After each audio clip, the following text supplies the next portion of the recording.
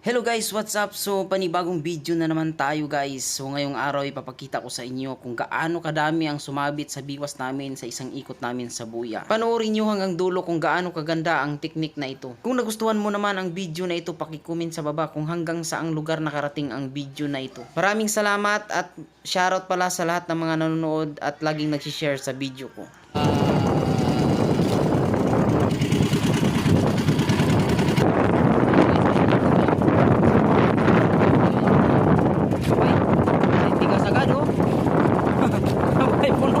Mapuno na naman yan. Matindi. Nandyan pa muna yung dagat. Sinig na yan. Masinig na guys. Sa baba. Baba sila ng kayakas. Baba. Baba naman yan.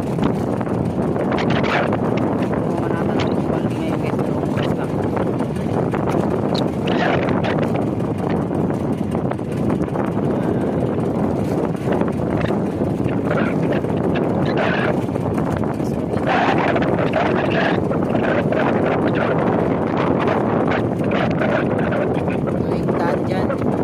Diretso na lang agad ang ikot. Dito na lang diretso. Ito yung isda eh. So na lang doon. May sure ball na pala doon. Ha? Maganda eh, puro-puro puto. Malis na kayo, wala na galaot.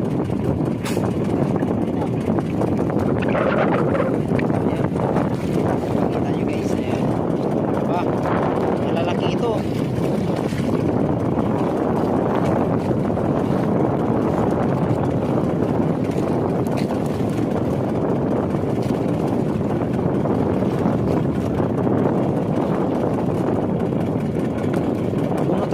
Balde ngayon. Ang ganda silalim mo. Klaro yung silalim yan. Ganda tingnan. Grabe nakakatuwa. Makawala ng antok ito.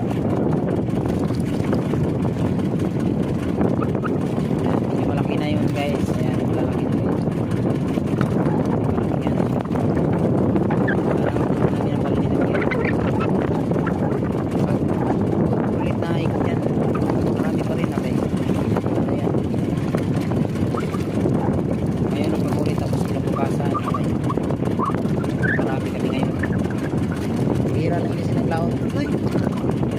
Wala pa. Kita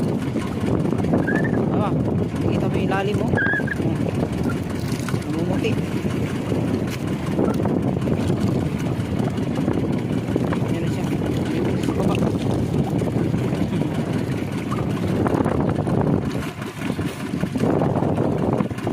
Walang naglaot na yan. Ilan lang kami dito nasa laot. Kasi nga medyo malakas ang hangin. Kailan kalakasan ng hangin, kayo ni kalakasan sa isda. So yung dulo niyan guys, hindi na namin nilagyan ng pabigat dahil nga malabo ang dagat.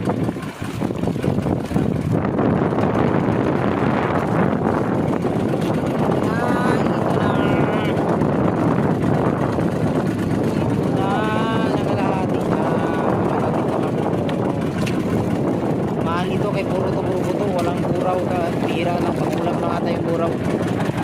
Sakto, di na lang siya nagkalamansi. Sarap nito kilawin, no?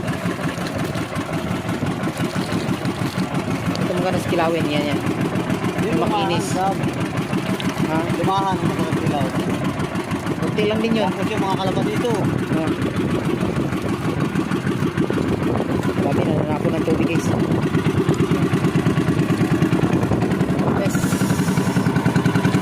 Yan yung tulingan pag lumaki. Ito naman yung